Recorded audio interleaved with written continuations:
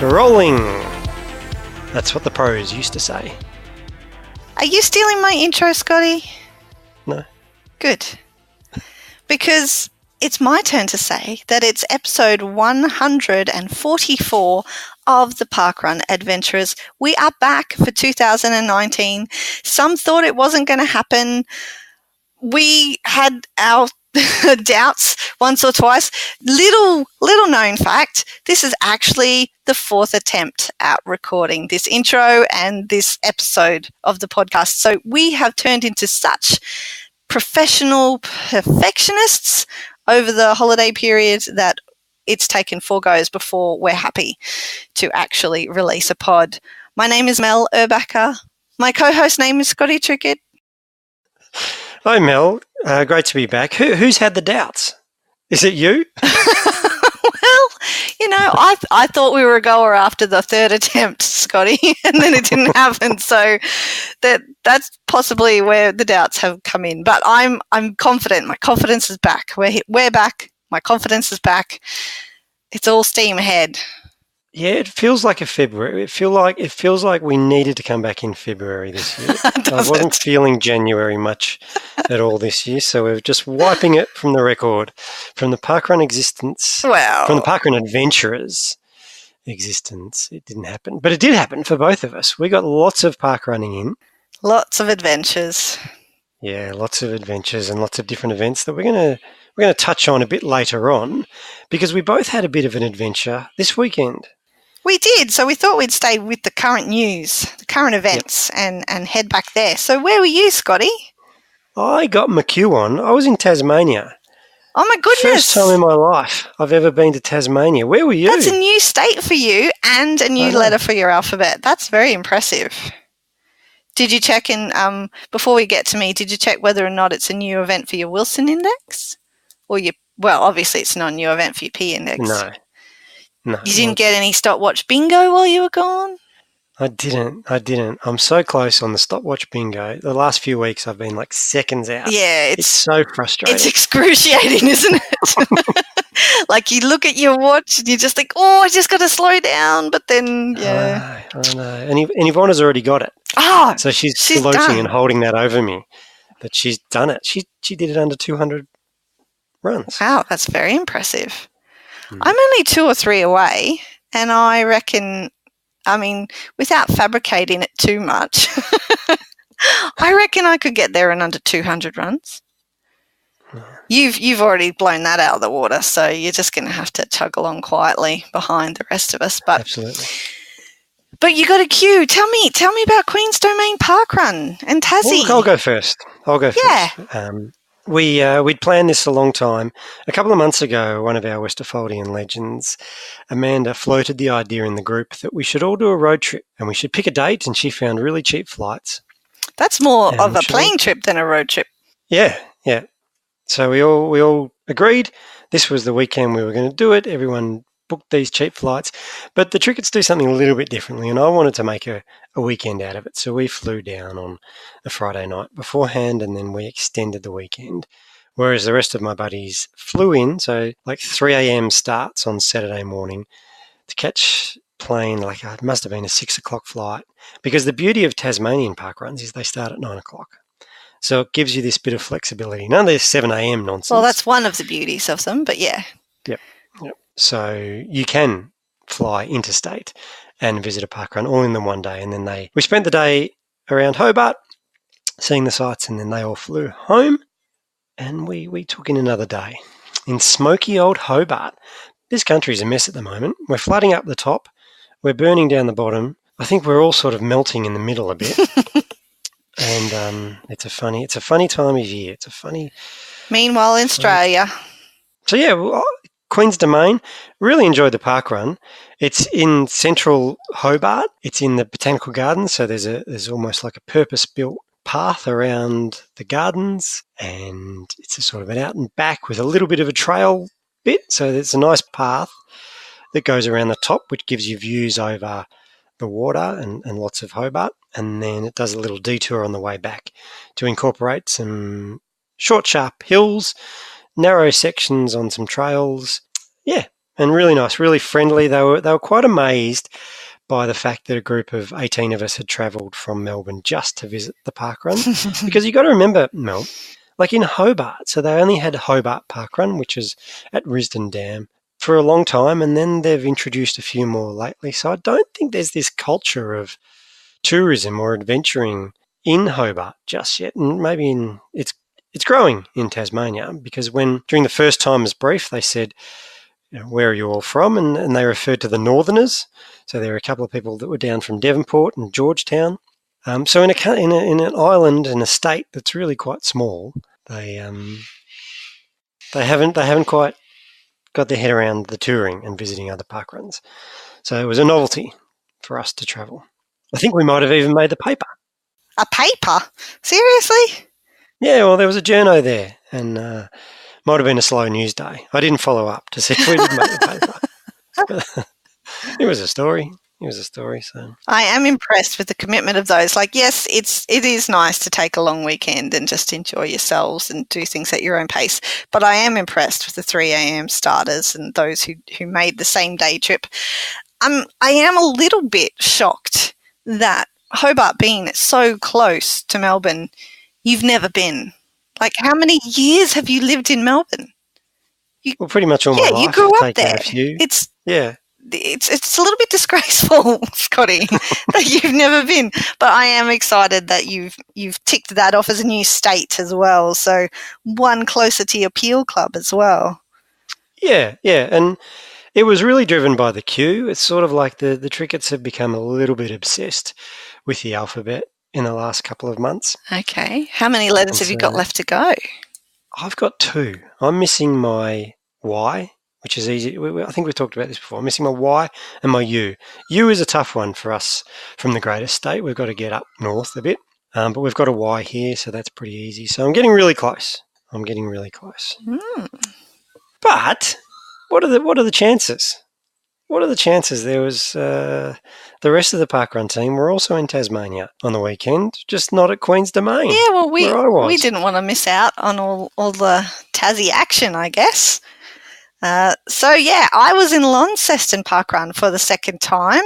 I actually chose to volunteer this time, given I've already run the course. However, the course is a little bit different, which I realised. I volunteered as a photographer, and I actually probably walked 4.5K of the course anyway, because, you want to get out there and amongst it, but you also, as a photographer, want to take photos of any milestones and important things that are happening in the pre-run brief.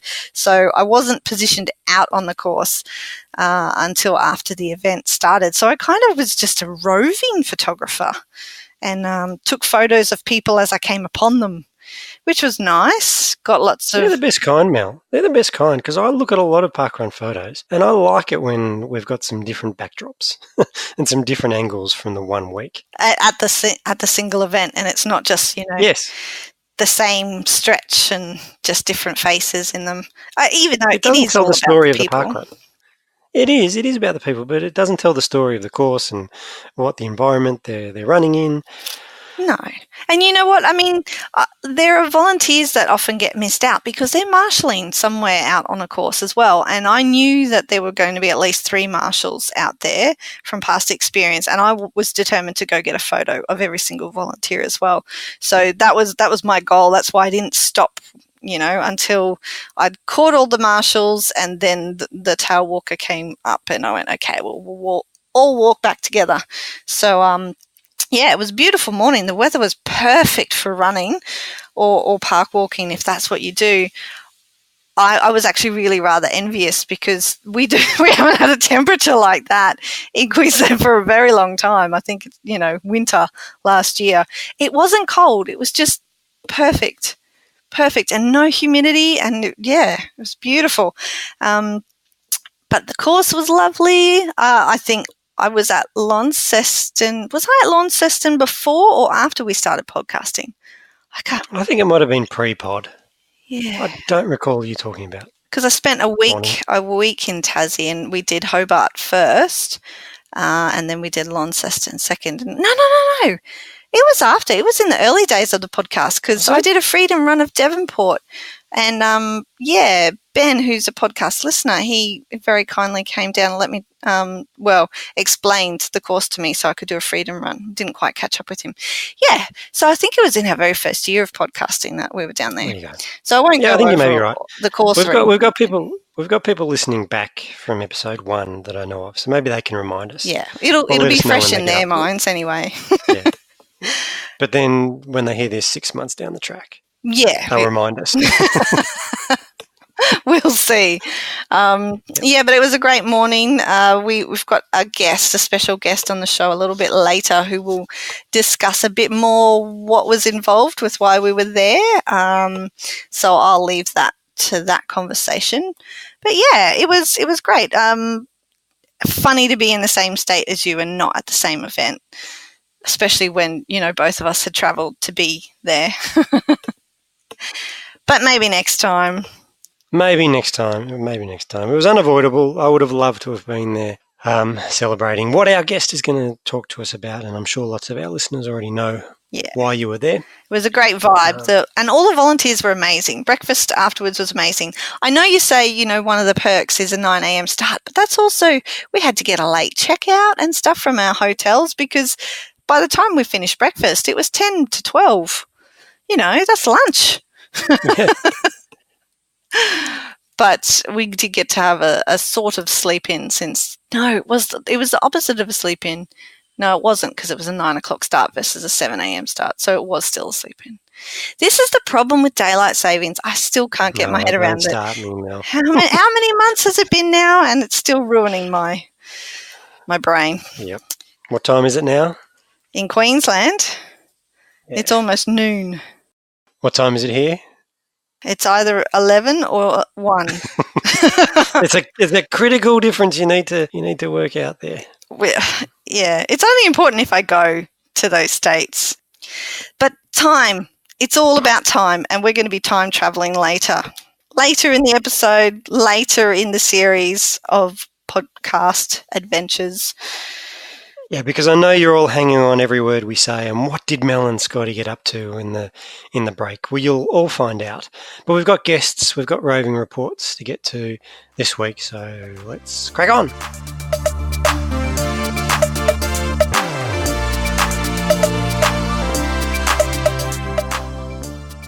There's a new kid in town, but he's been around the block a few times. We've imported him from the UK. He's been on the podcast before. So welcome back, Mr. Glen Turner. Thanks, Scott. Great to be here, mate. Mr. Glen Turner, what is your official title now that you're back in the world of Parkrun Australia? So I'm the health and wellbeing lead for Parkrun in Australia and New Zealand. And that basically means that a big part of my role involves looking at ways that we can increase participation amongst groups and communities that are underrepresented at Parkrun, and therefore potentially have the most to gain from free, regular, socially focused physical activity through walking, running, volunteering, socialising, just being out in the fresh air. And I think that really reflects the way that Parkrun has evolved from a run around a park into a recognised public health intervention. In other words, we've got this fantastic concept that's captured the imagination of millions of people in thousands of communities around the world. And so the challenge now is, how do we bring Parkrun to the people in society who are the least likely to take part, and to the communities where we can have the biggest impact? So, for example, a lot of my work will be with people who live with disabilities and long-term health conditions, including people who live with mental illness, disadvantaged communities with poorer health outcomes, remote communities, ethnic minorities, people who reside in prisons and drug and alcohol rehab centres and other closed facilities. Older people, communities with a high density of older people, people who are prescribed physical activity by health professionals, kids, and in the broadest sense, anyone who is currently inactive. So in order to reach out to these groups, we need to make connections with individuals, support networks, government, and other organisations who can really help us to understand the barriers that stand between a lot of people and parkrun participation, and to find ways to empower those people to take part. So it's fostering those collaborations that will be a big part of my job. And what's really encouraged me has been having so many people getting in touch with me already to say that their organisation is successfully signposting people to parkrun or linking in some way with their local parkrun. So, for example, I've been hearing from organisations that support people with disabilities, healthcare professionals who are prescribing parkrun to their patients, councils in disadvantaged areas who have been working with local volunteers to introduce a parkrun there, and they're already seeing tangible benefits to the health of the people in their community. And the list goes on.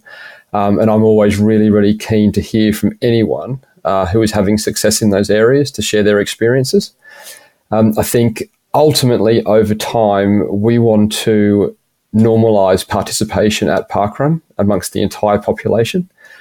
So to get to a point where people aren't saying, these are the reasons that I'm not taking part, to these are all the ways that I can benefit from parkrun. Now, Scotty said that we've imported you from the UK, but we actually exported you first. So you're originally an Aussie, despite the slight British lilt you've got going on with your accent at the moment.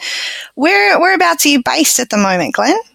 I was born and bred in Shell Harbour, which is down near Wollongong.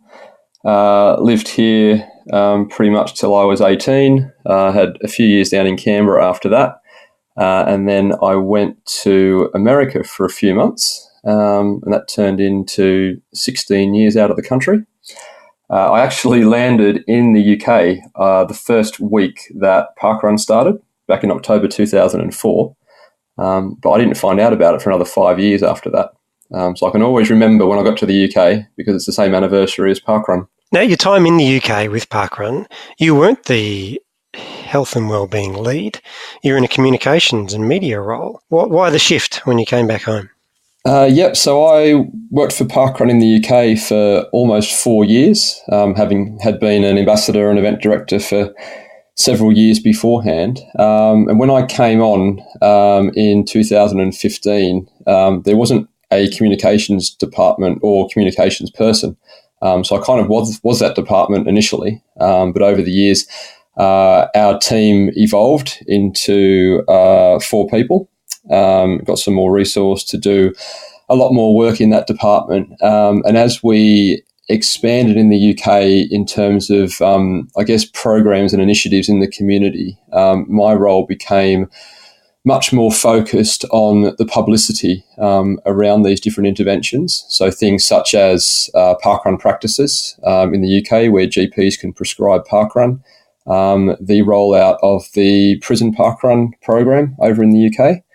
And the more that I got involved in these different programs and doing the publicity for them, the more obviously I learnt about them, and the more I became really, really keen to see if I could be involved in adapting and replicating some of those in Australia, but also looking at ways out here that, we could do a few projects and interventions which are unique to Australia and New Zealand. So when the opportunity came to transfer back to work for parkrun in Australia in a health and wellbeing role, then I didn't need asking twice to come back. So it's been back for a month now, and it's been a bit of a whirlwind. There's lots of stuff going on at the moment behind the scenes, so I'm just really enjoying being back, becoming familiar again with living in Australia, but also seeing the huge potential we've got through parkrun to really make some even more, I think, of a significant impact than what's already happened over the past 8 years. Some very exciting initiatives happening over in the UK. It'll be great to see what you can do here in Oz, Glen. Now, we got some really fabulous news, Parkrun Australia, in recent days. Can you elaborate a little bit on that for our listeners? I absolutely can, Mel. So I guess, first of all, just to rewind and give a bit of context to this, because I think there's quite a lot that led up to the announcement on the weekend. So I think the fact that we were even in a position to apply for this level of funding shows two really important things. I think firstly, it demonstrates that parkrun has really evolved in Australia into a model that's recognised at the highest levels now as being accessible to pretty much everybody in society.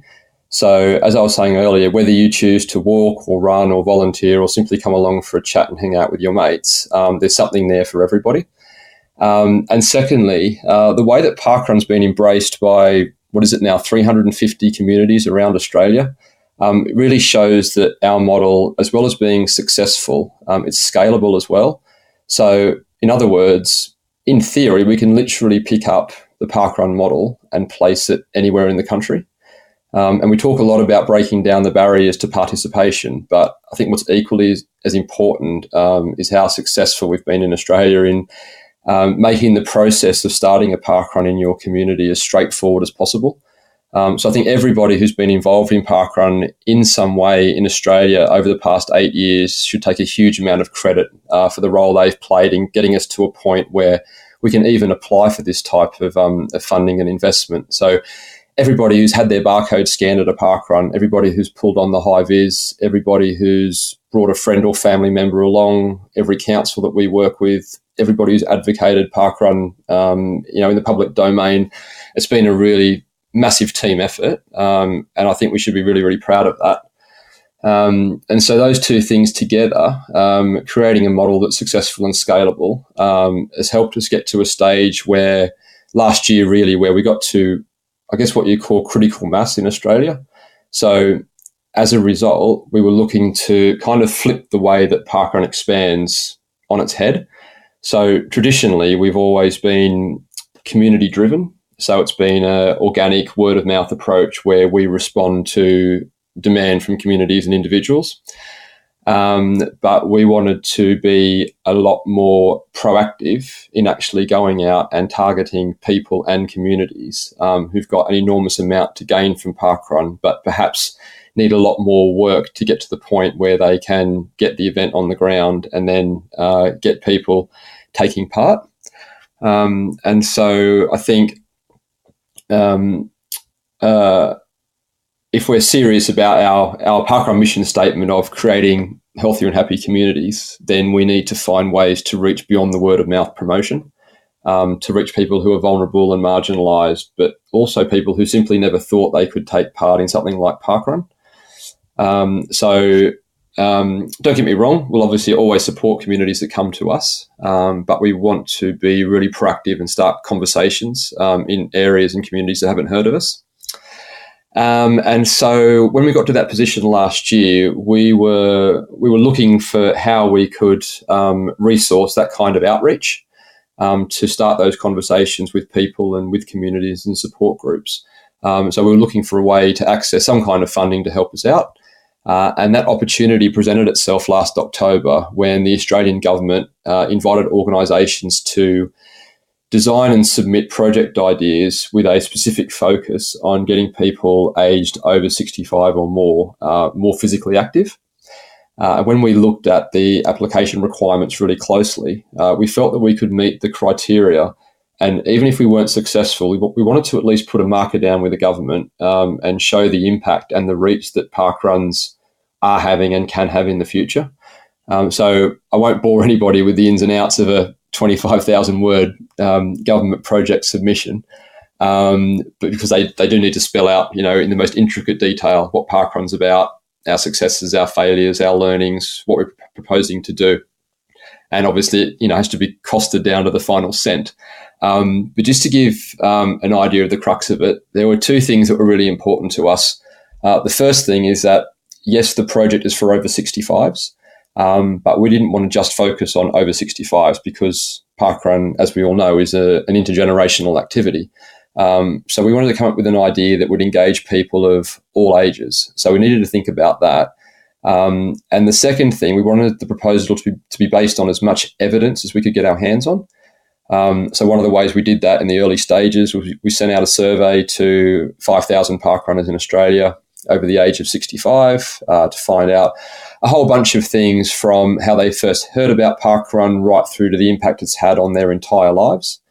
And when we looked at that research in combination with other organisations who'd done similar research over the years with over 65s, and the World Health Organization, other governments, etc., it became obvious that that the older that people get, the more they rely on the people around them to inform them of different activities and how they rely on these people to help them access those activities.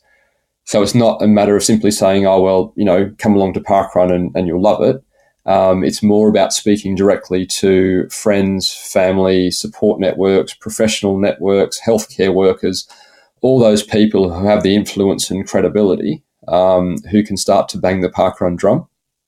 And it also became really clear that just one activity, such as parkrun, often prompts participation in other activities, because once you've got the social connections, the social networks, and the confidence, then that can be a real catalyst to go out and do a lot more stuff during the week. So we're really talking about holistic health and wellbeing benefits that extend well beyond parkrun on a Saturday morning.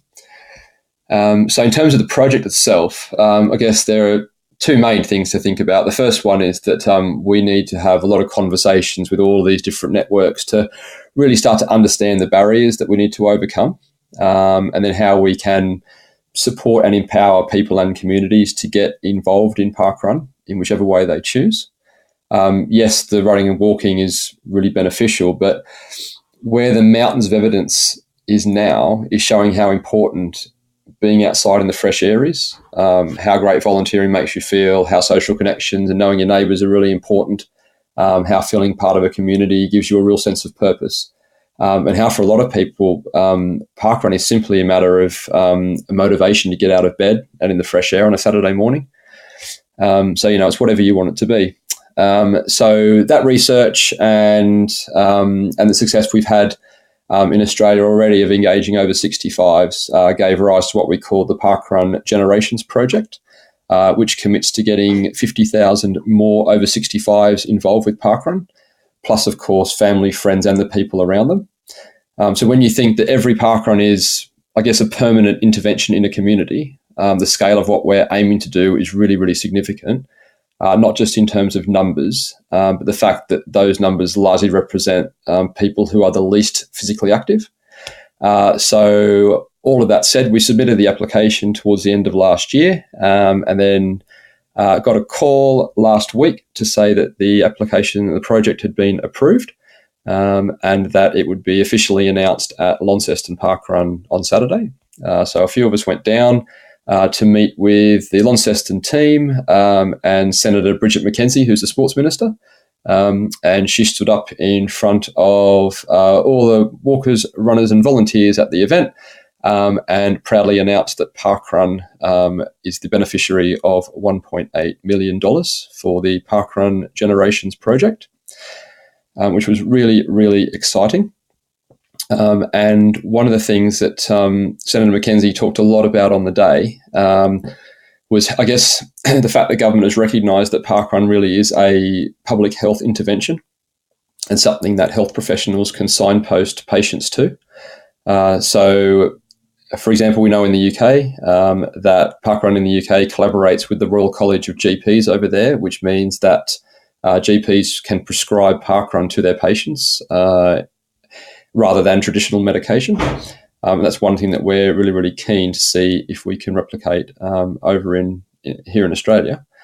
But at least informally in the initial stages, it's going to be great to see, or has been great to see and hear of how many GPs and other healthcare professionals are already informally prescribing parkrun and the benefits that's had. So it's really refreshing and encouraging, I think, to see that recognition from the government that parkrun is very much a holistic intervention that can really reach into sort of the farthest areas in a community, rather than just the captive audience of people who are already physically active. So yeah, we had a great day on Saturday with the announcement, and I just need to give, I think, a big shout out to the run director on the day. It was a young man by the name of Josh Brooks, and Josh was run directing for the very first time on Saturday, and suddenly had a few people from Parkrun HQ and senators and the media and other people down there But despite all that, did an absolutely fantastic job. So, thanks very much, Josh, for all your hard work on a Saturday morning. Sounds like a great morning. Kind of wish I was there. But one thing the Senator announced, and one thing some of the park runners might have picked up on, is that this is the Better Aging Grant. So this is for park runners 65 over. So what's in it for me, Glenn? I'm only 40. I'm in my 40s. Nearly revealed my real age there. But this is really for everybody, isn't it? It's not just if you're over 65. We're going to start paying you to go to parkrun or anything like that. Yeah, exactly. I think there's a few points there to make. I think what is really important is that because parkrun is one of those very almost unique activities where people can take part together of all ages, and all you've got to do is stand at the finish or the start line at a parkrun every single week anywhere in the world, and you're seeing people running together with grandkids, kids, grandparents, etc. A way that people can get physically active together, they can socialise together, get outside, get the fresh air, and that's such a wonderful part of parkrun. But I think the other thing too is that when we're talking about people who are younger than the arbitrary age here of 65, I think as we get older, there needs to be a real understanding that how important physical activity and social connections are as we do get older. And so it's not just about engaging over 65s, but it's getting people of all ages into the habit of regular physical activity, of getting out and being part of your community, spending time in your open spaces, and setting yourself up in a way that that when you are older, and there is a huge amount to benefit from being physically active, then it's not just that you're doing it regularly, but you're aware of places in your community you can do that, such as parkrun. So I think, yes, of course, it's extremely important to get people over the age of 65 involved, but I think we've got real scope to touch people of all ages through the project, and that's very much the aim. You mentioned something else there, Glenn, that I want to go back and touch on. Yep. Spectating and the importance of being outdoors. So you may not be able to participate in 5K at the moment. You may not be ready to volunteer at the moment, but we're saying spectating at parkrun. Explain that to me.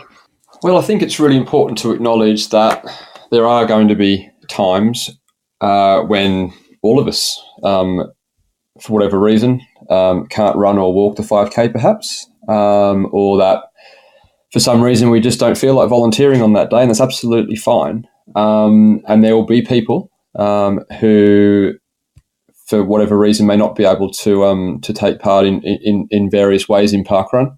So I think what is really, really important is that we acknowledge that participation does take a lot of forms, and that there are huge benefits to simply getting out of your house on a Saturday morning, coming along and socialising with people, feeling like you're part of a community. And yes, that very much is if you run, jog, walk or volunteer, then you feel that sense of inclusion, I suppose. But you can get the same thing too from just standing on the sidelines and seeing people walk and run past you. Parkrun is a very happy and joyful experience. And I think it's really important that we find as many ways as we can to include people in whatever way is accessible and comfortable to them.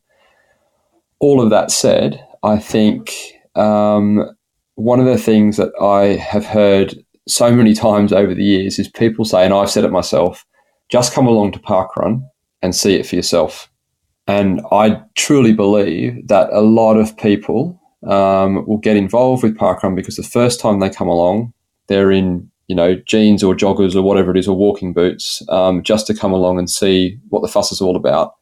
And by looking at people and seeing people who look like them that they can relate to, they suddenly, all these different preconceptions disappear. So the idea in your head that, it's like a high-level cross-country race with people in spikes running around in 15 minutes, and then it's very competitive, and very unfriendly, and all these different things that people may have in their head as a barrier to taking part. But I think seeing parkrun with your own eyes really starts to dispel a lot of those myths. And so, coming along and seeing it for the first time is a huge step for people, just coming along. But also, I think it's often a catalyst to take part for the first time, because suddenly you realise, look, this is actually something which is accessible to me. So I think that is really important, as is. I would always argue that, if you can't walk or volunteer one week, it's better to be standing there in the fresh air and talking to people than it is to be home inside. I think there are a lot of park runners who don't realise the impact that they can have on spreading that positive social experience just by interacting with other people who are walking along the path or spectating, as you say, Glenn, and, just giving them a smile and a wave, saying good morning. That interaction could be somebody's most and only positive interaction for the whole of the day of a Saturday morning. So, I think everybody's got a part to play in increasing the awareness of that. And I'm really excited. My mum's over 65, and Scotty, I don't know how old Scotty's mum is, but we've been trying to get our mums to parkrun for quite some time. And as part of this, and looking further into the barriers to participation for people in that age bracket, I'm hoping that we can have some learnings that we can finally get them across the line and, scanning in a barcode at the end. Yeah, absolutely. And I think there is the first major bit of this project will be doing a lot of listening on our behalf. So working closely with a lot of organisations and a lot of individuals who can start to help us to identify perhaps some of the barriers that we haven't considered in the past, and also looking at ways that we can introduce people and hold their hands to get involved with parkrun, rather than just saying, you should go along to your local event, you figure it out yourself. So there's an awful lot of insight that we need to do. And I think that's very much going to inform the later stages of our project. But I think, Mel, you're absolutely right. All of us have, in any capacity, the power to gently talk to people about parkrun and suggest they might like to come along and have a look, have a coffee or breakfast afterwards. A really no pressure, gentle introduction. Because, as you say, that can be the catalyst for somebody coming along and saying, look, this is something that I think is accessible, something that I'm going to enjoy doing, and something that can have a positive impact on my own health. And ultimately, parkrun is about empowering people to take part in whatever way they feel comfortable, because the more comfortable they are, the more likely they are to turn it into a regular habit. Thanks for joining us again, Glenn. It's great to have you back on the pod and to explain a bit more of the ins and outs of the exciting news of the grant funding that Parkrun Australia has just been given by the federal government. We really appreciate your time. Hope to have you back again soon. Thanks, Mel. It's been a pleasure.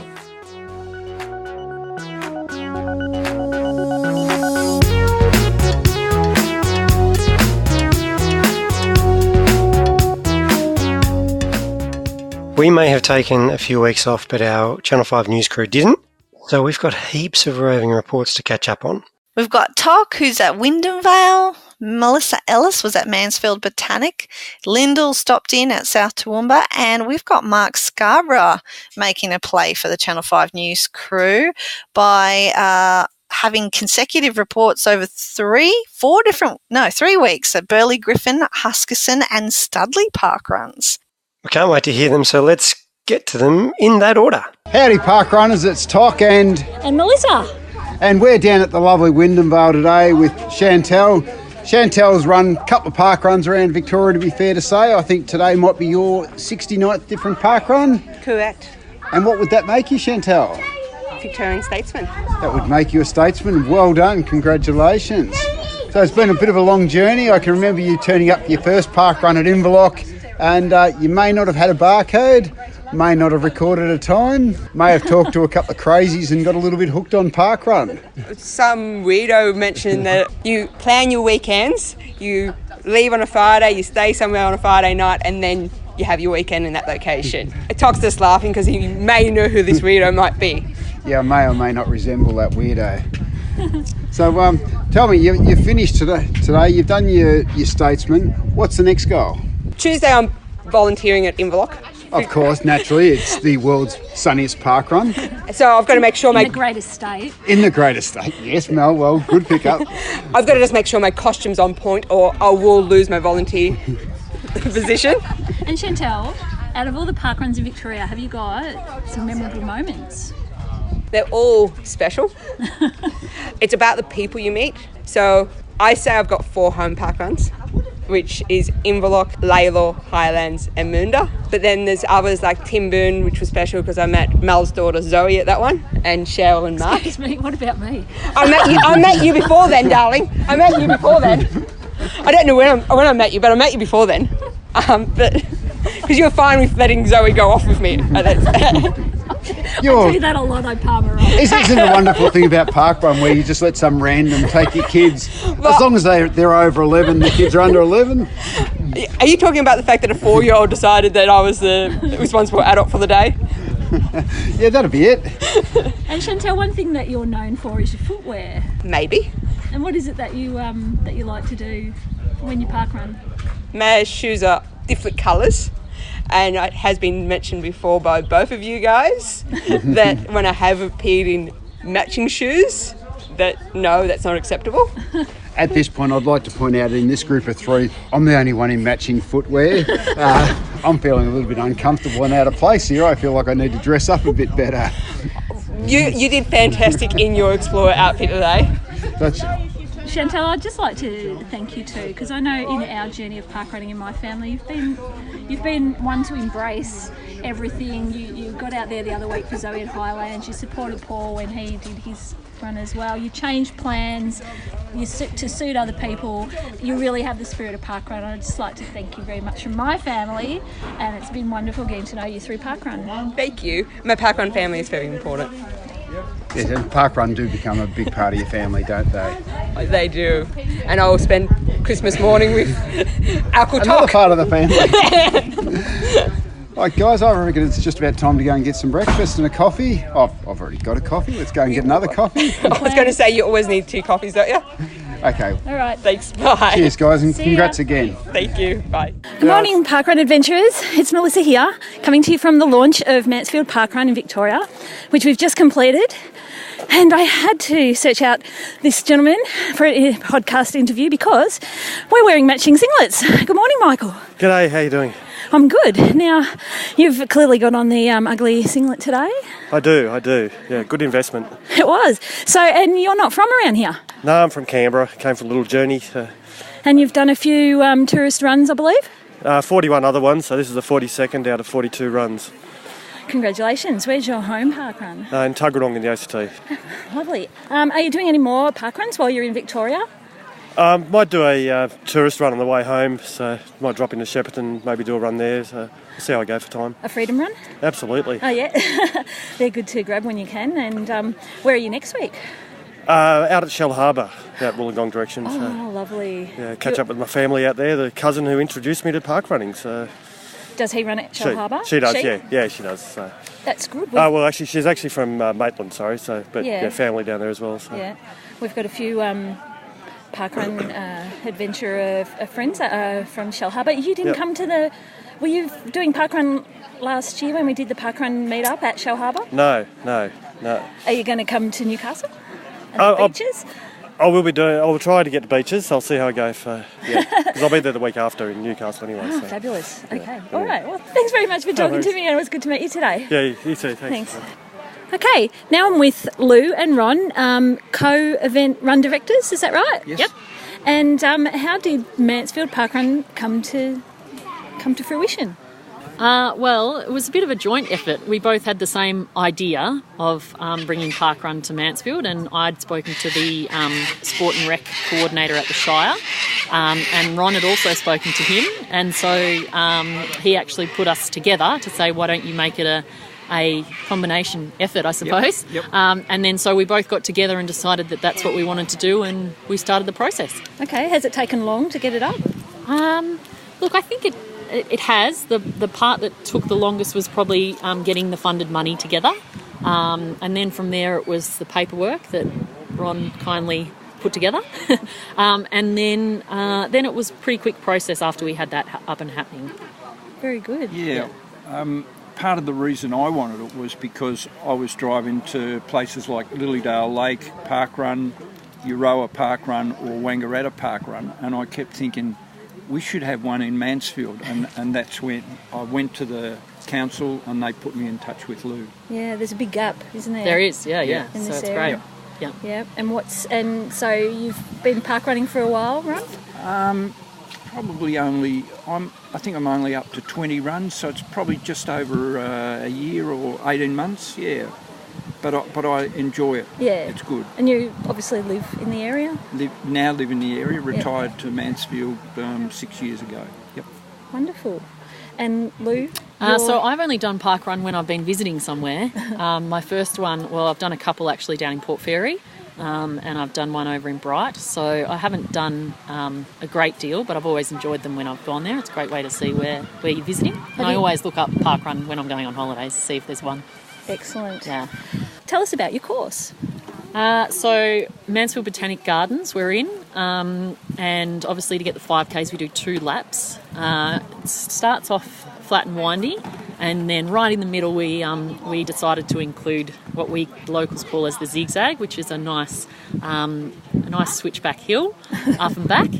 Some of us older folk don't think it's nice. That was my idea to put the hill in, but it mixes things up, and we actually do obviously the circuit twice. So it's a great course. It's out and back, and so it's I think it's good for camaraderie and morale too of people going around, because you get to pass people, and it's really encouraging. It definitely is. Yeah. Now there's a big contingent of tourists come up today from Melbourne, but you'll probably get big numbers around tourist season. Yeah, I think so. You might settle down to, what are you I hoping? would say so. Probably March, April. It'll probably quieten down a bit. I'm not sure how we're going to go in winter, but that'll be interesting. Yeah. See who's really determined in winter to be running in our minus degrees, I suppose. Might have to come up and do one of those. Yeah, so it'll be interesting. But no, I think it'll be good to get some visitors when they're here for the weekend, but we do have a big active community, so I think it'll get good support week in, week out. And that's really what it's about, isn't it? Getting the community spirit and getting the community out and active. Yep. Yeah, but you also have the benefit of, you've got the ski season, because you've got nearby mountains, and then you've got the water skiing. The water, that's right. Yeah, we've got the best of both worlds. Yeah. Not too far from Bonnie Doon. That's it. Yep. All right. Well, congratulations today. Thank you. How many do you think you've got here? Do you know? You've got 250. Woohoo! Nice figures. Yeah. Nice. Yeah. Well done. Lovely. Beautiful park too. So thank you very much for talking to me. Thank you. Thanks so much. Bye. Yeah, bye-bye. Just thought I'd add a potential accommodation. If you are in the area touring to Mansfield, Mansfield has its own little zoo, and you can camp on the grounds of the zoo. Overnight cost of camping per person includes the entry to the zoo the day you arrive and the day you leave, and you've got free rein to wander around. You can pick your own campsite. We camped in between the lion enclosure and the dingo enclosure, and it's a small zoo, but it's a lovely experience, especially if you've got little kids. So he's absolutely loved it. So I'm giving them a plug because they're very friendly, and they've got quite a few animals. There's some llamas, there's some monkeys. They've got a little community of meerkats that are very cute, as well as your usual emus, ostrich, camel, lots of deer. Yeah, so give it a try if you're into a nice little relaxed overnight stay while you're in town doing your parkrun. Good morning, parkrun adventurers. It's Lyndall, and I'm just doing a roving report light today. I've ventured up to South Toowoomba on the first parkrun of the regular season, and I've got Robbie, who's one of the event directors here. How are you going today, Robbie? Good, Lyndall. Good, Ed. Thanks. Now, first parkrun of the regular season here at South Toowoomba. How did it go today? Yeah, it was a great turnout. We've gone probably close to 200 here today, but numbers aren't that important. It's probably the atmosphere that we try and bring to South Toowoomba that's the most important thing. And you do that. Lots of high fives out on course today. Fantastic. Yeah. Now, I say it's the first parkrun of the regular season because you had a bit of a special event on New Year's Day this year. Can you tell us a little bit about that? Well, it's become a bit of a habit. The last 3 years now, or 4 years, we charter a coach This year we had 56 or 57. Plus we had a couple of tag-alongs. We had a couple of cars behind, and we ended up with 60, close to 65 or 66 park runners on tour. Yep. And we headed off to Redcliffe for the 6:30 park run. We boarded our bus at we left at 20 past 3. 20 past 3? Yeah, from this car park here. Did you bother sleeping on New Year's Eve? Well, I think I was up at 2 o'clock. Like, you worry so much about being late. And with parkrun, the bus can't be late. Yes, no. Because, like, if those parkrunners miss that getting scanned, like, you know, it's all over. But no, everything comes to plan. And we've done a few now. And between Margie and myself and a couple of others, the planning's probably pretty well down pat. You still stress a little, though.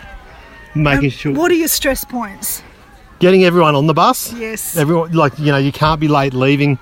And you really rely on your park runs that are hosting to really start on time.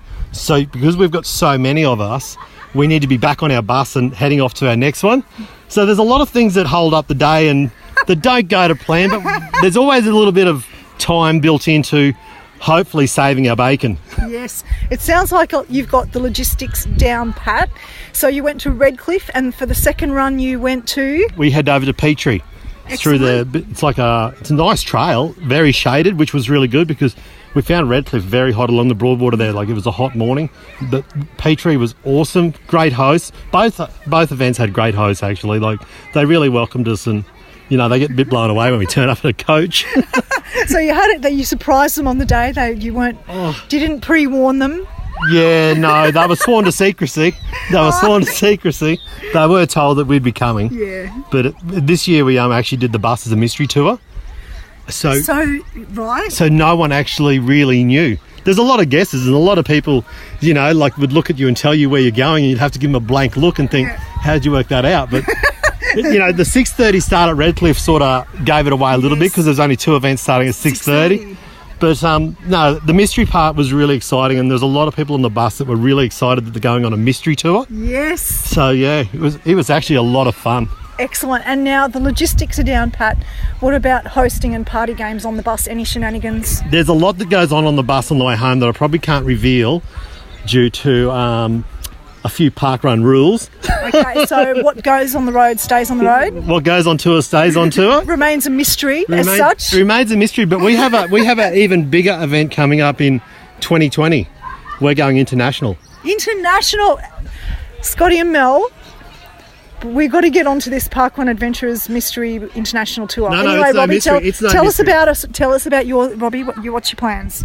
We're heading to Bushy Park, the home of Parkrun. Woo! Yeah, in 2020.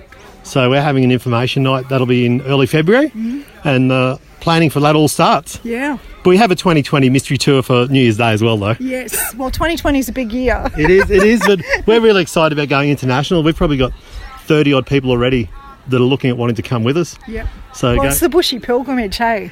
Yeah, the home of Parkrun. Like, you know, we'll do 2 Saturdays. I'll run there one week, and I hope to volunteer there the following Saturday. So tick off a couple of things on the bucket list. Excellent. Well, thank you, Robbie. Now, South Toowoomba, as I said, nice vibe out on course. Lots of high fives. It's a lapped course here, so that probably helps. Yeah, it does. Yeah, like, we've got the first lap, we just go around the smaller park. Yep. Then we head up the next 2. We go up to turn around and come back and around the path. Pretty flat. You've got a slight rise, but there's not much of a rise at all. But it's pretty fun. The laneway is really emphasises what park running is. You know, the high fives and people interacting with each other. And you try and get everyone involved. There's not many people that don't get a high five from me. No, it's great. It's wonderful. And the laneway is named after one of Toowoomba's running greats, Roger Guard. Yes. So obviously a special part of your park run. Well, yeah, it was good that when Margie and we come up with this track, when in the planning stages, that we could incorporate the Roger Guard Memorial Lane. Everyone knows what's happened to Roger Guard with the plane crash and that, and his wife. And they were synonymous with the Toowoomba Park Runner. Not Toowoomba Park Runner, Toowoomba Road Runners. Yeah. So, yeah, no, it's good that we can incorporate a little bit of history into this. And it's probably honestly, the laneway is probably the best part of our park run. It's beautiful. It's lovely. Yeah. Did you get any high fives yourself? Yeah, I did. Yeah. Look, I'm a tourist here. No one knows who I am, but I got high fives too. Oh, no, everyone knew who you were. Everyone knew who you were.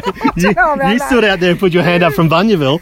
That's Phil and Claire country. Yeah, and of course Phil and Claire from Bunyaville came up to Toowoomba and they spent were a couple of years here. They spent a couple of years here. And everyone got to know Phil and Claire. And we actually caught up with Phil at Petrie. Yep. Yeah. He was there. Yeah. So awesome. It's so good. And that's what we like about those tours. Like Margie and I, the first year we ever toured was 4 years ago. We actually drove to Warwick and did Warwick and Stanthorpe in a car. Yeah. But there was people following us. Yes. And that's where the idea for the bus come from. And ever since then we've toured on the bus on New Year's Day, and we did Gold Run on a coach as well. Yeah. You know the Gold Run at the Commonwealth Games there, yeah. That was another bus trip. And we did a Gundy's, their first birthday. Yep. That was another bus trip. Yeah, Wow. we used to do more bus trips before Margie and I become EDs. Yeah. But now we're EDs, we're really passionate about parkrun, and we love to be here every week. You'll need to find a couple of other adventurers in your community and get them organising some adventures for you. So thank you very much for talking to me, Robbie. Scotty and Mel, there you have it. South Toowoomba, the home of the parkrun adventurers. I'm thinking they are roving all over the place. Thanks, Robbie, and we'll talk to you again another time. Thank you, and thanks for visiting South Toowoomba Parkrun. Good morning, parkrun adventurers. This is Mark from Canberra, and today I'm at Burley Griffin Parkrun, which is in Yarralumla, Canberra, located on the shores of Lake Burley Griffin, and I'm here with Sally, who is one of the run directors. Good morning. Good morning. How are you, Mark? I'm good, thanks, and today was actually a pretty big turnout for Burley Griffin. We did. I haven't actually looked at the official numbers, but I think we've got over 300. Maybe over 320. Oh, I think you're over 350, to be honest. Oh, really? Yeah. And, great run directing, hey. And there was actually quite a number of tourists as well today, a couple of people from the UK. Yeah, I think we had at least 4 groups from Edinburgh, Scotland, my very good friends, Charlie and Jason Sklenner, who are also from the UK, and 2 other lots. So we've had a terrific turnout today with tourists. Today was event number 136, and it started in June 2016, where you actually started it as the event director. Yes, indeed. So 2 years ago, we started off Burley Griffin Parkrun. A group of runners and myself thought, wouldn't it be a nice idea to have an event here centrally in Canberra? So Gary Clark and I decided to look into it, and here we are today, 2 years on. And since then, you have passed the baton on as being the event director, but you're still involved as an RD. So how's that process going from being the event director and handing over the baton to Dave and the process there? Yeah. So after 2 years, I decided that, and I had a fairly busy job, my paid job was getting rather busy. So I thought, you know what, it's time to hand that baton on. So Dave Turner, who was the natural choice, was beyond excited to take on the new role, and he's doing a terrific job. And he started off, it was a natural choice to put Dave in the position because he's a guy that used to be one of our first finishers, and then subtly would go and sort all the tokens for us each event. So he then became a run director, and then now he's our event director, so he's doing a terrific job. That's good. And for our listeners, can you describe the Burley Griffin course? Yes, so we're an out and back course. We follow basically the line of Lake Burley Griffin, which is a beautiful centralised lake here in Canberra. You turn around at our halfway point and then pretty much come back the same way. We get pretty cold here in winter when our winds come off the lake, but all in all, it's a beautiful run. And of course, today's one of our hotter days that we've had in a while. I think it's probably, what is the degrees currently at the moment? It's probably about 28 degrees after a total yesterday of 40. I think everyone's not got any PBs today, but yeah, it's a good course. Come along and come and visit us. Yeah, it is a very picturesque course here in Canberra, so do come and check it out. And also it gives you a B for the Alphabet Challenge, or if you're chasing the Staying Alive Challenge. So thanks for your time today, Sally, and we'll see you next time. Terrific. Thanks. See you. Hello, parkrun adventurers. This is Mark from Canberra, and today I'm here in the Shoalhaven of New South Wales at the Huskisson Parkrun for their first birthday, and I'm here with event director Russell. Good morning. How are you, Russell? Yes, good morning. How are you going? Good, thank you. So how's the first year been for Huskisson? It's been an amazing year. I think it's surprised everyone, the turnout that we get and the numbers that we get. This year we've had 7,844 runners over the year, which is a total of 39,220 kilometres of run, or 2.5 laps around Australia, and a really great community here of park runners and volunteers. and just a great place to come and have a run as well. So, yeah. What prompted you to start Huskisson Parkrun? So this event was started by a young girl, Yaz Lindenberg. I used to work with Yaz, and she was sort of the person that got this up and running, the main event, and she brought me on board just before we launched last year. So I was here for the first birthday, and sadly work's taken Yaz away, but I'm going to give all credit to her for this one there. But as I said, an amazing parkrun, amazing community of people here that come out and help out each week. And on average, how many people do you have turn up? On average, it's 160 a week, roughly. Our lowest number's been about 60. That was in the middle of winter. And on days like today, we're well past 200 today. I'm expecting sort of around 300, 350 today. So, yeah, big turnout, and there was also a lot of tourists like myself here today. Yeah, absolutely. The beautiful thing about Huskisson is it's a local tourist place, and we do get a lot of visitors, which is awesome. People get to come down and see our course. A lot of overseas visitors as well. One guy from Poland today, which was great to see, to get out here and enjoy it. So, yeah. And for the listeners, can you describe the course? Picturesque is the best word to describe the course. You come here and get a photo. As you leave the beautiful park here at Huskisson, we run down the pathway. There's a small hill, but that then leads down to the beach, and as you're running along the beach, you can generally see dolphins and that playing in the water. We then go off course for about 1 kilometre. We go through the beautiful Moona Park, and again, really picturesque through there, and then we get back onto the path over the bridge at Moona Creek, about another kilometre up, and then we turn around and come back. So it's 2.5 k's up, 2.5 back, but relatively flat course, 2 small hills just to remind you that they're there. But yeah, other than that, great course, great place to be. That's excellent. Well, thank you very much, and congratulations on the first birthday, and hopefully many more years to come. Awesome. Thank you, Mark. Thank you. I'm now with Graham, who's one of the most prolific volunteers at Huskisson Parkrun. Good morning, Graham. How are you? Morning, thank you. So today's your 43rd volunteer role in the year for Huskisson Parkrun. Well done. Cool. Yes, it is the 40th year. And what's your motivation for volunteering here at Parkrun? Oh, just the fun of the parkrun. Just heard it from a friend and decided to join in. And I thought volunteering would be better than running at my age, so I thought that's what I do. I do the volunteering. And what's your favourite volunteer role? Well, I normally do the turnaround. Turnaround? Yeah, at the 2.5 kilometre. You're the chairperson to send them back home? Yes, I am, yes. And if they try and pass me, they point it in the right direction. Very good. All right, well, thanks for volunteering, and well done on that result. Good, thank you. Hello, Parkrun Adventurers, and this is Mark from Canberra, and I've come to Victoria today for my parkrun tourism, and picking up my S for the Alphabet Challenge. So here we're at Studley Parkrun, just outside the Melbourne city, and going off the stats for last week events, this parkrun's done 154 events, with an average number of 126.5 runners per week. I think there was definitely a lot more than that here today for the start of the new year. And I'm here with Sue and Adam. Good morning. How are you going? Good morning. And Sue, what can you tell us about Studley Parkrun? It's a lovely trail run along the Yarra. We get a lot of visitors, especially international visitors, come here because it's such a gorgeous, iconic Australian look with all the gum trees and the Yarra and everything. So yeah, it's lovely. It's not going to be your fastest parkrun though. It's got a few hills, a bit rough. So yeah, but it's lovely. Yeah, it is a bit of a different parkrun with a bit of trail running and a bridge to run across, which was really cool. Bouncy bridge, yes.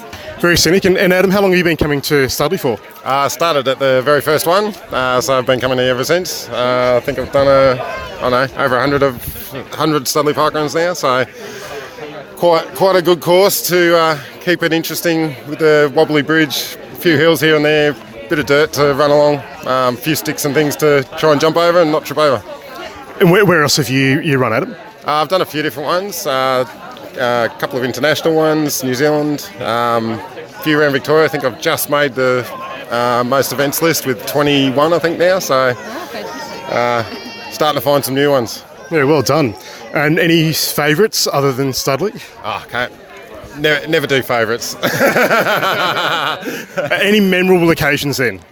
Oh, just about every week's memorable. The people you meet, the friends I've made through parkrun, yeah, it's fantastic. Yeah, that's the parkrun spirit there, isn't it? That's right. We try to keep this one pretty relaxed, so really everybody's welcome. We have kids and dogs and families and walkers and runners, and yeah, it's just a really lovely community relaxed event.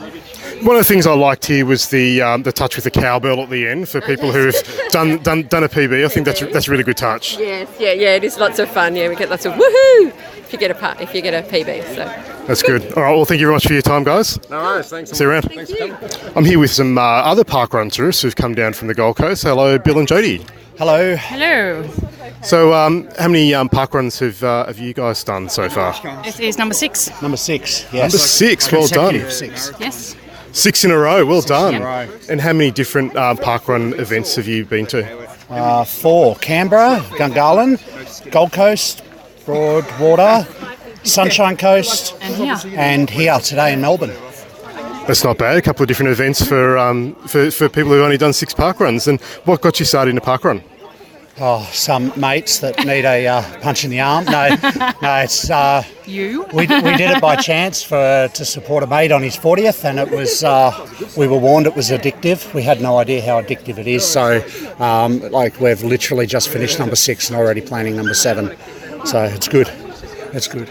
Excellent. So enjoying the parkrun experience and getting into the tourism side as well. Absolutely. I'm still bummed that my kids beat me every week, but at least this week this is one run up on them because they're at home in bed or watching YouTube or something, no doubt. Very good. All right. Well, thanks very much, and hope you enjoyed Studley. We did. Thanks for having us. Thank you. Well, Scotty, we missed a few anniversaries and a launch or so in January as well. So shout out to all those events who had anniversaries in the first month, and congratulations to the team at KM Reedy Reserve who launched Parkrun there on the 12th of January. That was a bit special. They had KM Reedy himself show up to check out what this Parkrun gig was all about. And just the weekend gone, we had Mildura Weir in the Great Estate launching alongside one of the coolest new parkrun names, Yowie Parkrun. In Queensland. So well done to those event teams as well for getting the new year started off in the right way, bringing parkrun to your communities. Now, we don't have any launches this coming weekend, Scotty. However, we do have a few anniversaries. Shall we run through those? Let's go. Golden Beach in Queensland. Goulburn in New South Wales. Ipswich in Queensland. Lake Mac, also in New South Wales. Moora in WA. And Nil in Victoria. Well done, you got Nil right. Do you reckon I got Moora right? I think I did. I think you were close. Moora? Moora. It's not going to be Moora, is it? I'm not sure. It's M-O-O-R-A. Moora.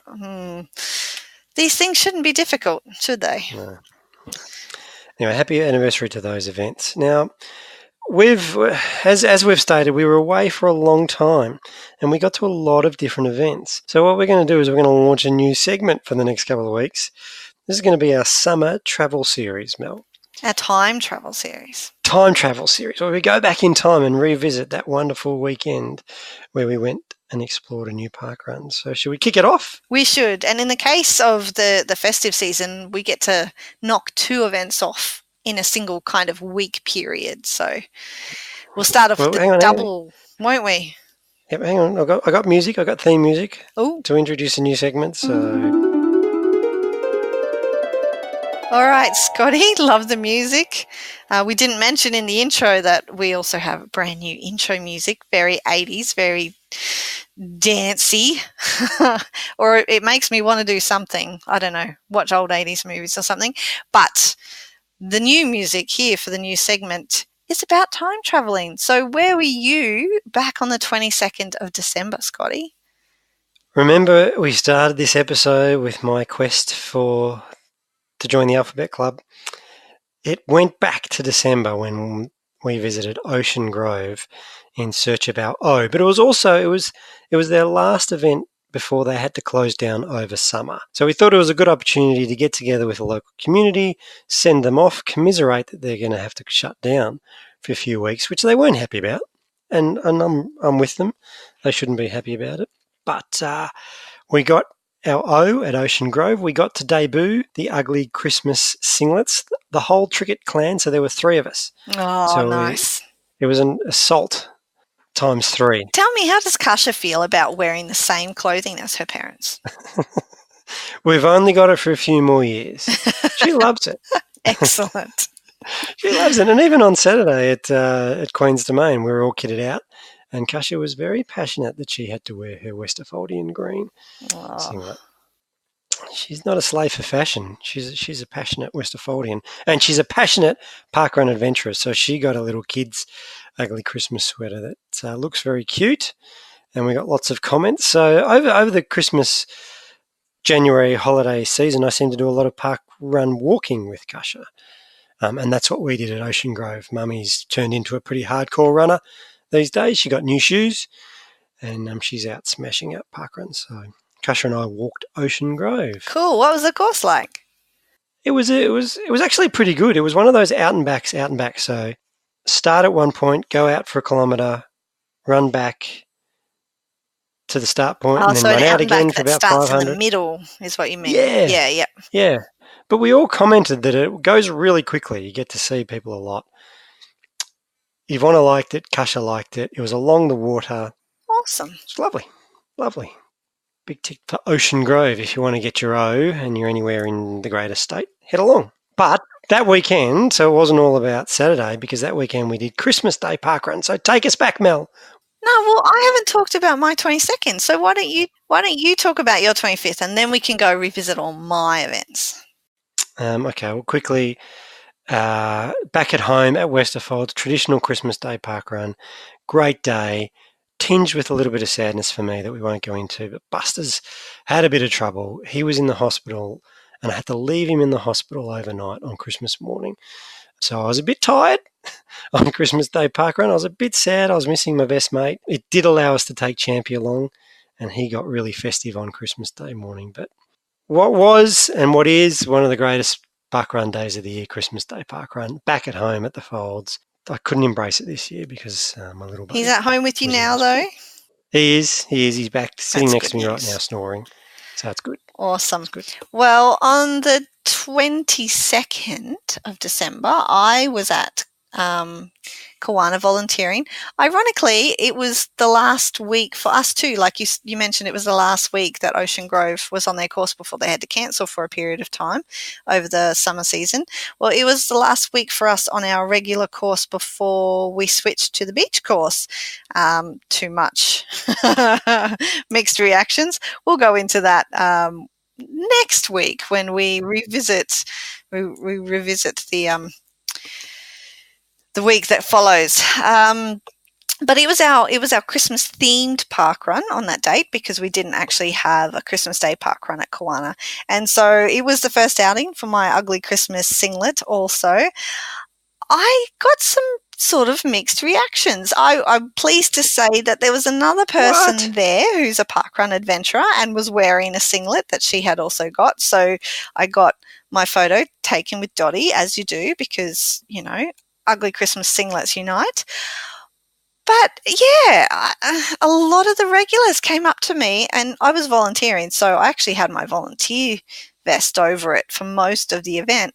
And yeah, I got a lot of, "Oh, is that it?" comments, as in about my outfit in general, not about the singlet per se, but about the fact that I wasn't dressed as, you know, a giant snowman with fairy lights or, you know, National Lampoon's Christmas Vacations house. You know, I have raised, I guess, the bar over the years with what somebody might deem to be an appropriate Christmas outfit at parkrun, and I think I disappointed quite a few parkrunners this year because I didn't go all out. So that was a bit, mixed reactions. That was a bit different for me. Well, you had me a little worried there for a bit, Mel. I thought people were going meh. People were impressed with the singlets, but they were just going meh.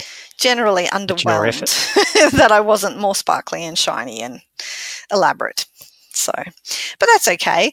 On Christmas Day parkrun, the singlet got another outing, and just like you and Kasha and Vonnie running around as a group, my brother and sister-in-law also got the singlet, so there were 3 of us, and we all participated together, so that was very cool. And we got lots of comments about the singlets, complimentary, and where did you get them, and how can you order them, and all that sort of thing, which we should probably mention, Scotty. can't do it. There will never be a repeat No. order available of these. Yeah, we had a lot. requests, didn't we? Yeah, people wanted them. And I stood firm. I feel I that wavered a little bit. you did. We gave you an opportunity. We said this was a once-in-a-lifetime unique experience, buying experience. And if you didn't take that opportunity, you that missed out. select group who's got the singlets, you can feel safe in the knowledge that they're going to be exclusive and never to be repeated, and you are part of a very elite crowd. However, everybody else who wanted to get them after the fact, you can feel safe in the knowledge that I barracked for you and Scotty talked me down. Ego, starting the narrative, the people's champion. Mel's the good guy, I'm the bad guy. But no, we warned them. And look, there's going to be another opportunity There this is, year. yes. It was a success. We're going to do it again. And I'm looking forward to our design for 2019, Ugly Christmas Sweaters, that we're going to get out way earlier so people have got plenty of time to contemplate the purchase. Absolutely. And the shipping. Plus, there's going to be doggy bandanas this year. Oh, matching doggy bandanas. No, we haven't, but that's happening. Okay. Rocks Riverside though, my first outing at Rocks Riverside Parkrun, and it was a massive turnout for Christmas Day. The wonderful Christmas Day spirit was there, and everyone was in just the best mood. And it was a great course. It was very shady, and had a really good time. I think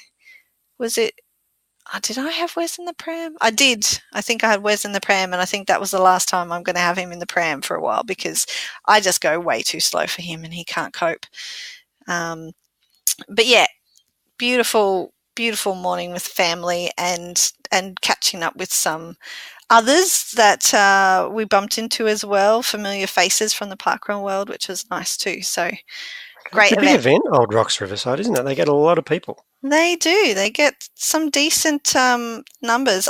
If I recall correctly as well, I think I managed to get, well, it was quite a high one for my Wilson index, but that's okay. I didn't snaffle a parkrun time bingo, but I'm still working on that. Okay, well, that's episode 1 of the summer time travelling series. Tune in next week where we discuss September 29th and New Year's Day parkruns. 3 for the price of 1. Well, 3 for the price of 2. Hey Mel, it's good to be back, even though we're doing this for the 3rd or 4th time. I think this is a keeper. Oh, I hope it's a keeper. Time is of the essence these days, Scotty, and I think we might be losing listeners in the wait. And we should say to everybody, thank you so much for your patience. We hope you took the opportunity to catch up on any episodes that you might have been falling behind with in the silly season, and also listening to all our co-podcasters out there who do parkrun podcasts to keep up with the world of parkrun while we were out of the world of parkrun podcasting. Yeah, here's something I haven't shared with you, Mel. So you say we've lost listeners, and this will be great for our friends Danny and Nicola.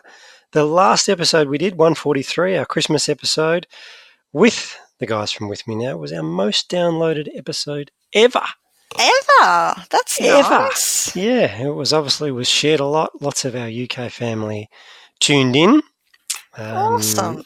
I know, bigger than PSH, bigger than episode 1. What about a couple of other big ones we've had? Deke was a big one. Julian Spence this year was a massive download for us, but nothing competes with the power of With Me Now. Or is it nothing competes with the power of us singing Total Eclipse of the Heart? Bloody good song.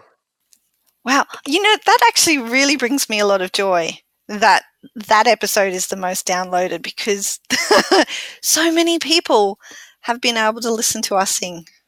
Yeah. Gosh, that does pressure though. Seriously, first episode back. Maybe that's why subconsciously. I mean, I didn't know the numbers, but subconsciously, maybe that's been a bit of an inhibitor to us coming back and being such perfectionists with having to go and another record and another record. Yeah, well, we're going to try new things every year. This year, we're going to not sing for the outro. I am not on board with that. We'll have to discuss that further later in the year, I think. Don't make any promises you can't keep, Scotty. But hey, you know what I'm looking forward to? Like we're going to be doing some different things on the pod this year, and there's going to be lots of fun, lots of new adventures and stuff like that. But also, Palm 19's not too far away. It's getting a bit too close, Mel. No, not too close. Well, we need to organise some stuff. Well, yeah, we need to book some flights and some accommodation. And I've got flights. I don't have accommodation. But all good things come to those who organise them. So we'll get on top of that. And I do know that there's quite a few people who've already booked accommodation and flights and things. So it's going to be a good rabble this year. Very excited about heading to the beaches parkrun. It's going to be high tide, full disclosure. So we're going to... Yeah, now you've checked that. Now, how accurate is that? No, I'm not an expert in the nautical stuff and all that, tides and whatever, even though I was a surf lifesaver back in the day, Mel. Did you know that? Little known fact. I did know that. You haven't mentioned it once or twice, I think. Have I? I'm pretty proud of it. It's a good couple of songs. Do you still have the little hat?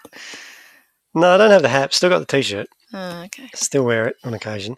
But can that change? Can the tides change, or is that just that's locked in? That's pretty much set. It's all got to do with the astronomy. Like the moon affects the tides and all that sort of stuff. And I'm pretty sure that the astronomers all know what the planets are doing and how they're going to impact us here. High tide, which means it's going to be hard. We're going to get to experience in all its beautiful glory. I'm very excited about that. I'm glad it's not just sort of middle tide or low tide. Yeah, but if we run, even if it's high tide, and we run really close to the water, doesn't that make it easier? Like wherever the water is, the sand's pretty firm. I've got recent experience with sand at high tide near water, Scotty, and no, your assertions are all incorrect. But it's all part of the challenge. It's all part of the adventure. So it's going to make it extra fun. That's a shame. I've been practicing beach running over the summer.